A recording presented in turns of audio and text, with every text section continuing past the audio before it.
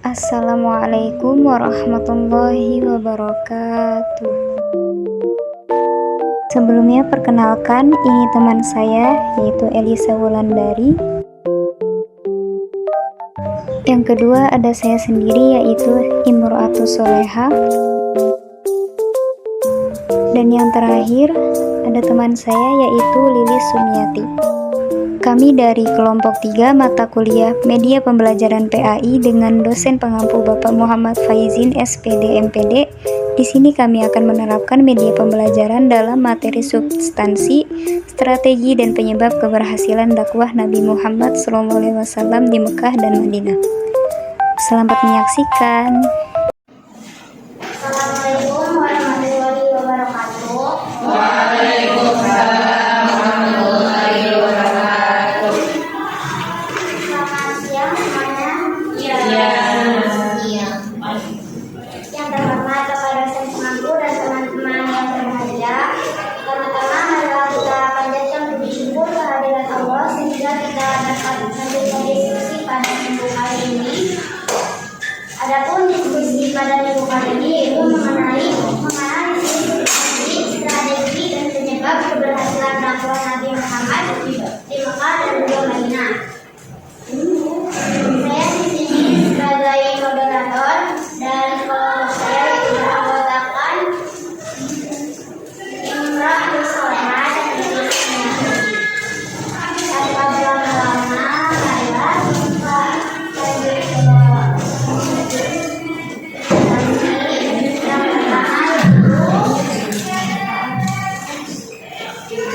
di cakupan materi kali ini kita akan mempelajari mengenai substansi dakwah Nabi Muhammad, strateginya dan penyebabnya. Lalu meyakini kebenaran dakwah Nabi, sikap mampu dan dalam berkorban dalam kebenaran, serta juga dari sejarah strategi dakwah Nabi Muhammad, menganalisis strategi dan penyebab keberhasilannya di Mekah dan juga Madinah, lalu menjelaskan kondisi masyarakat Madinah dan menganalisis substansi dengan baik.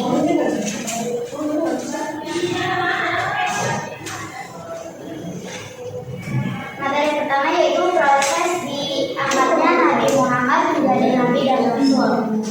Nabi Muhammad itu menjadi Nabi dan Rasul di usia ke-40 tahun, di mana pada saat itu Nabi Muhammad sedang bersolat atau menyendiri di Gua Hira, yaitu gua yang berada di jabal yang terletak di Mekah. Di sanalah Nabi menghabiskan waktu berhari-hari beribadah dengan khusyuk kepada Allah. Hingga pada bertepatan pada tanggal 17 Ramadan, di mana Nabi sedang bertapakuk di Gua Hira, beliau didatangi oleh malaikat Jibril. Nah, di saat itu Nabi ketakutan, lalu ia pun pulang ke rumahnya dan meminta diselidiki oleh istrinya. Nah, itu kejadian yang pertama, yaitu turunnya surat Al-Alaq ayat 1 sampai 5. Nah, turunnya wahyu ini itu menandakan bahwasanya Nabi Muhammad itu diangkat menjadi nabi, tetapi di sini Nabi belum diperintahkan untuk menyampaikan Islamnya. Lalu Nabi Muhammad sebagai risalah ilahi, yaitu di mana diturunkannya wahyu kedua, yakni surat Al-Mudaththir ayat 1 sampai 7. Nah, di sini pun Nabi merasa ketakutan dan segera kembali ke rumah dan meminta Khadijah untuk melindunginya.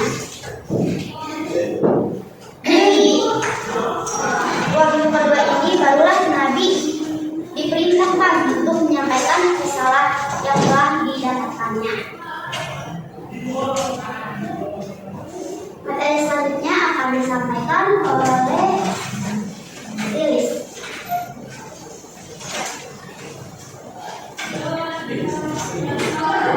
Baik, kemudian strategi dakwah Nabi Muhammad periode Mekah. Di sini ada adalah strategi dakwah pertama yaitu dakwah secara individu. Cara yang kedua dakwah secara kelompok. Rasulullah SAW memulai dakwahnya menikah secara sembunyi-sembunyi. Beliau berdakwah dimulai dari keluarganya, sahabatnya, dan kerabatnya. Dakwah sembunyi-sembunyi ini berlangsung selama 3-4 tahun. Kenapa harus sembunyi-sembunyi? Karena Rasul perlu mempersiapkan diri dan Rasul perlu mengumpulkan kekuatan dan mencari pengikut. Dalam 3-4 tahun ini nggak banyak orang yang masuk Islam. Hanya tercatat sekitar 40 orang saja. 40 orang ini disebut dengan as-sabiquna al-awwalun, yang berarti orang yang pertama masuk Islam.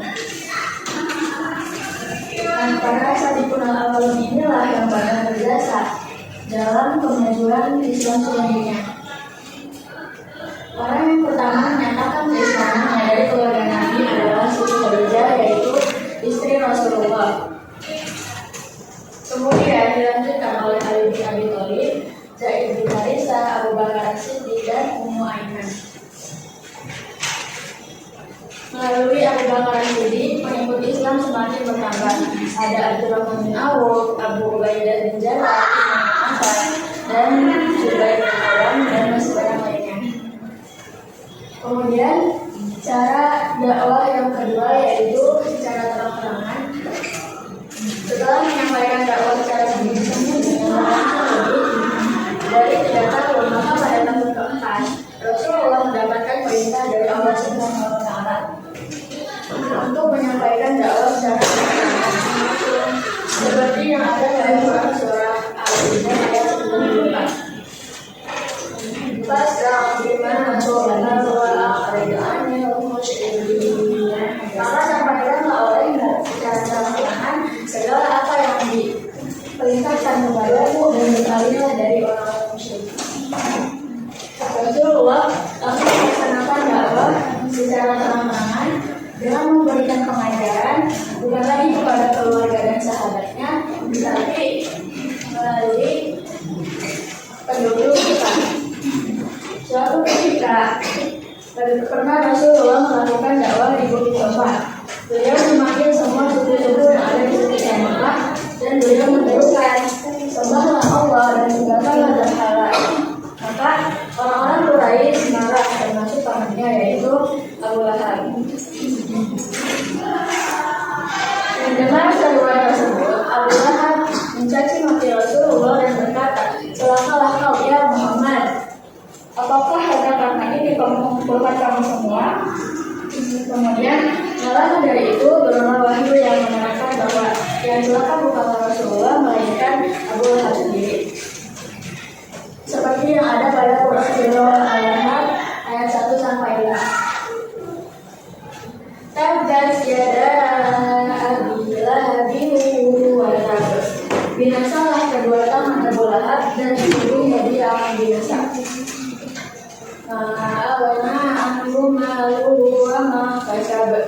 Tidaklah berfaedah kepadanya harta bendanya dan apa yang ia usahakan. Saya telah dia akan masuk ke dalam api yang bergejolak.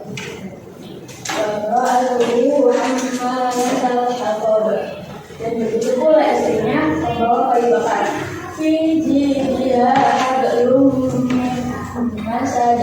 Yang di lehernya ada tali dari sabut. Kemudian faktor mendorong kaum Quraisy menentang Islam. Yang pertama, persaingan dalam kekuasaan. Ketika Rasulullah SAW banyak pengikutnya, maka mereka takut bahwa kekuasaannya akan jatuh kepada Rasulullah SAW dan kepada pengikutnya.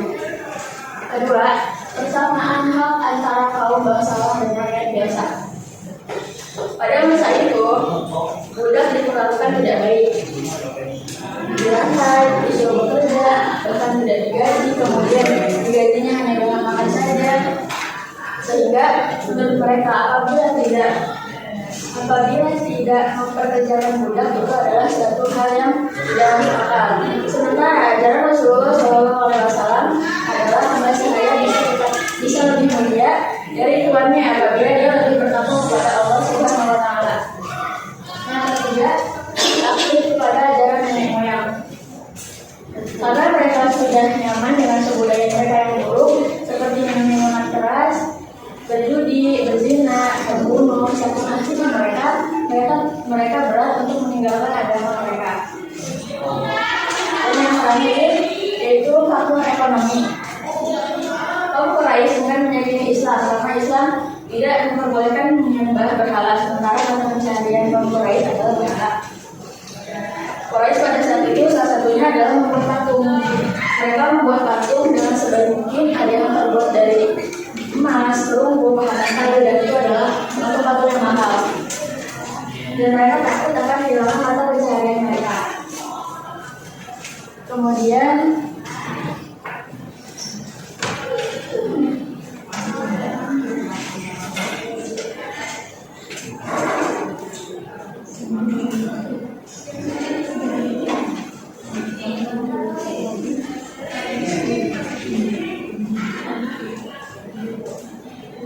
instansi dakwah Nabi Muhammad SAW berupa yang pertama memperbaiki akhlak masyarakat Mekah yang mengalami degradasi moral seperti tumbuh-tumbuh kegiatan berjudi, minum khamar, dan berzina. Kedua, memperbaiki dan meluruskan cara menyembah Tuhan. Ketiga, menegakkan ajaran Islam tentang kesamaan hak dan derajat di antara manusia. Keempat, mengubah kebiasaan taklid kepada nenek moyang dan meluruskan segala adat istiadat kepercayaan dan upacara-upacara agama.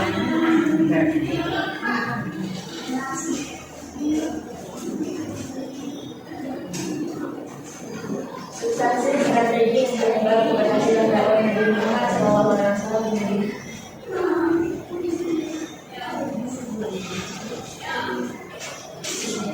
kemudian strategi dakwah Nabi Muhammad SAW di Madinah. Yang pertama yaitu ada pembangunan masjid. Kenapa harus membangun masjid? Masjid merupakan tempat utama dalam melaksanakan kegiatan ibadah dan keagamaan. Yang kedua, juga sebagai pusat kegiatan pendidikan musyawarah dan tempat pengajian.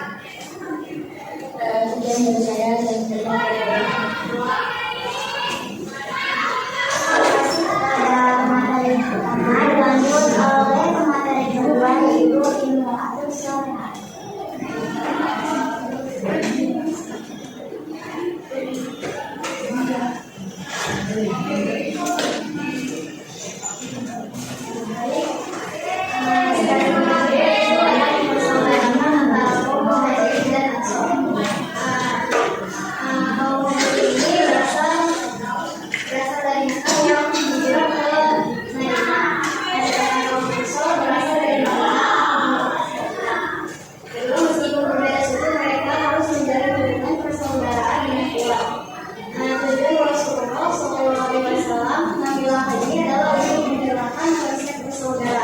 Berdasarkan keturunan dan nasab menjadi persaudaraan yang berdasarkan atas agama Islam.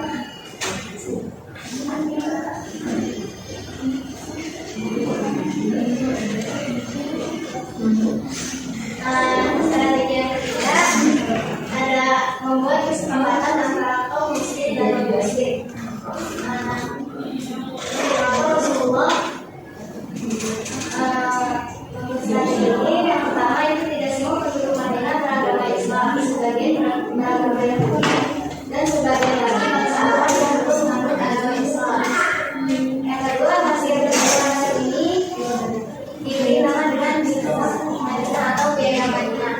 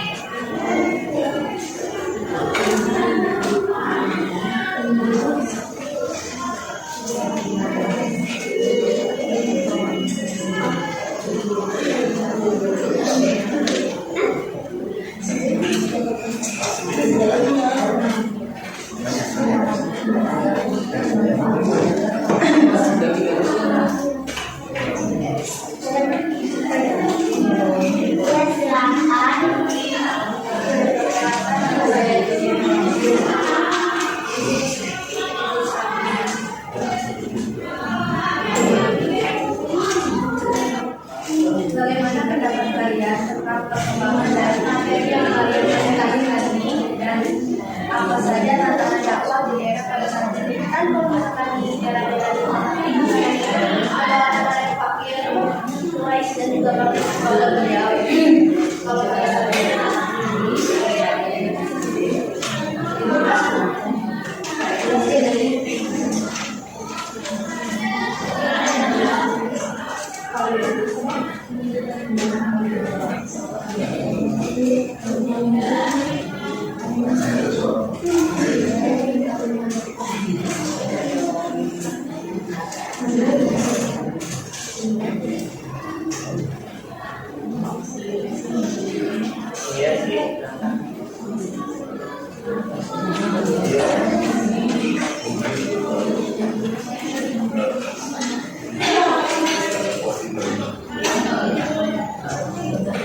Mungkin pada teman-teman yang lain silakan Tadi kan dijelasin di presentasi kalau Rasulullah itu berdakwah di Mekah Madinah. Nah, kenapa sih Rasulullah itu nggak dakwah kayak di Mekah Madinah kayak Yaman, kayak Indonesia? Ya, terima kasih. satu pertanyaan. Silakan. Kenapa saya ingin bertanya, apa pengaruh agama Madinah terhadap kehidupan masyarakat Madinah kala itu?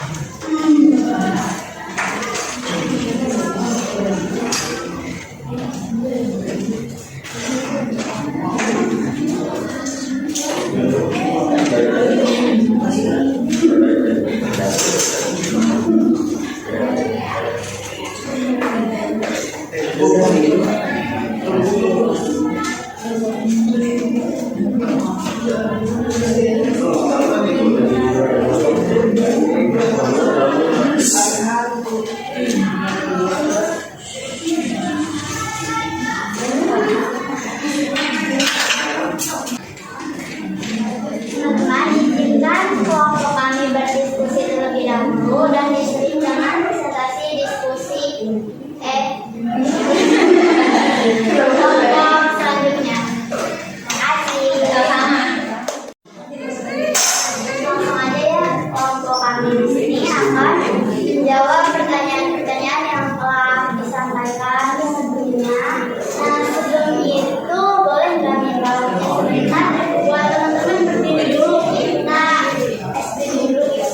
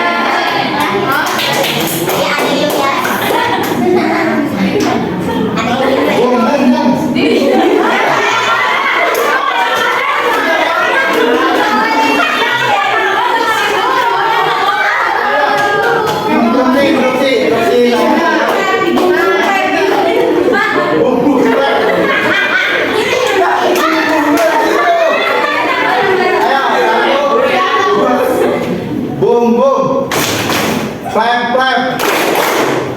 Pen. Rija kawan, Rija. Kalau Bu,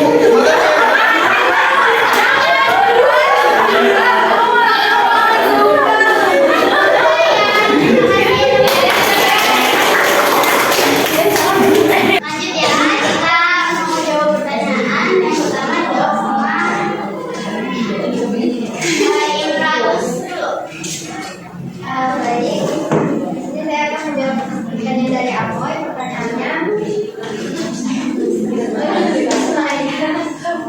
Pertanyaannya, pengaruh piagam Madinah pada masyarakat.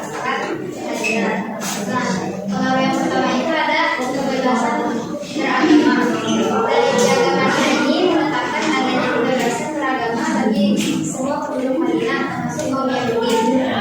Hal ini memberikan jaminan keamanan dan perlindungan terhadap seluruh Islam untuk terus berjalan. Yang kedua ada keselamatan bangsa kita. Piagam Madinah juga menetapkan keselamatan bangsa kita dan larangan orang melakukan kejahatan. Kedua ada kesepakatan antar etnis. Piagam Madinah ini juga menunjukkan tali perbedaan antar etnis, keyakinan maupun kesukuan di kalangan masyarakat. Selanjutnya ada membentuk negara. Nah, dengan dilaksanakannya perjanjian ini, Madinah dan kawasan-kawasan sekitarnya berubah status, tidak lagi menjadi kota, tapi telah menjadi negara yang terbentuk berdasarkan kesepakatan penduduk. Terakhir ada pembina daya cipta dan masyarakat. Piagam Madinah membina daya cipta masyarakat, membina bakat dan potensi sehingga seimbang lahir dan batinnya, seimbang ilmu dan akalnya, seimbang ikhtiar dan doanya. Hal ini membantu meningkatkan kualitas hidup masyarakat Madinah.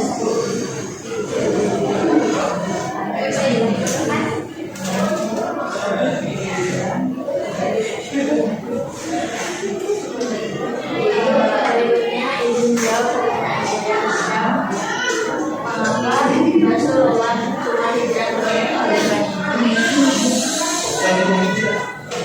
cuma berdakwah. Kenapa di Mekah dan Madinah terdapat negara-negara lain? Jawabannya yaitu Rasulullah berdakwah karena itu wilayah tempat ia menerima maksud pertama yang berfokus pada penyampaian ajaran Islam. Migrasi ke Madinah disebabkan oleh perang dan persekusi di Mekah. Dalam kedua kali ini Rasulullah memainkan peran penting dalam menyebarkan Islam dan membangun masyarakat Muslim awal. Kenapa Rasulullah nggak dakwah ke Indonesia? Rasulullah nggak dakwah ke Indonesia karena Indonesia berada di wilayah yang jauh dari Arab. Karena Rasulullah itu pada zamannya perjalanan komunikasi antar wilayah sangat terbatas dan dia fokus pada dakwah di wilayah yang dapat dijangkau, yaitu Mekah dan Madinah. Ajaran Islam kemudian tersebar ke Indonesia melalui perdagangan dan budaya. Dalam periode berikutnya akan misalnya lewat Sudan dengan Selanjutnya, saya akan menjawab pertanyaan dari dunia. Itu gimana sih pendapat kita tentang perkembangan dakwah Nabi pada dari lingkungan Madinah dan apa tantangan di era sekarang?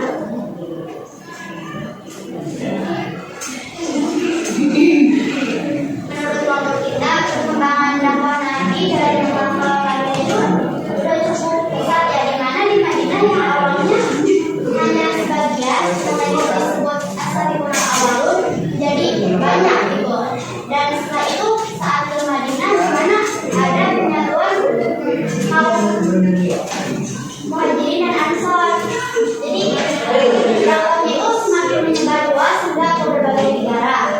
Dan adapun tantangannya di era sekarang yaitu di mana era sekarang kan teknologi itu semakin berkembang pesat ya. Jadi kalau misalkan kita ingin berdakwah tapi tidak mengembangkan teknologi, tidak memakai teknologi, jadi kita tuh bakal ketinggalan gitu. Dimana kan juga banyak dakwah sekarang yang mengembangkan dakwahnya itu lewat teknologi seperti kayak YouTube, mungkin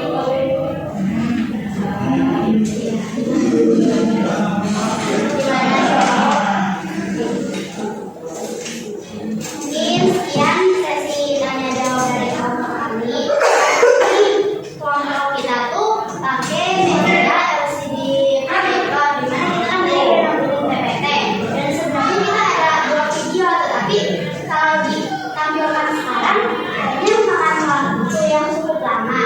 Jadi untuk videonya mungkin kita nanti sharingnya aja di YouTube.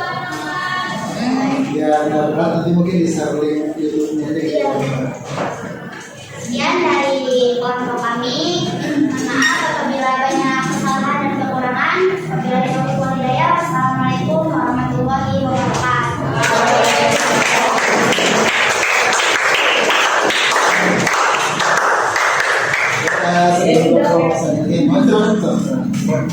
Sebelum juga nanti ini sedikit menanggapi juga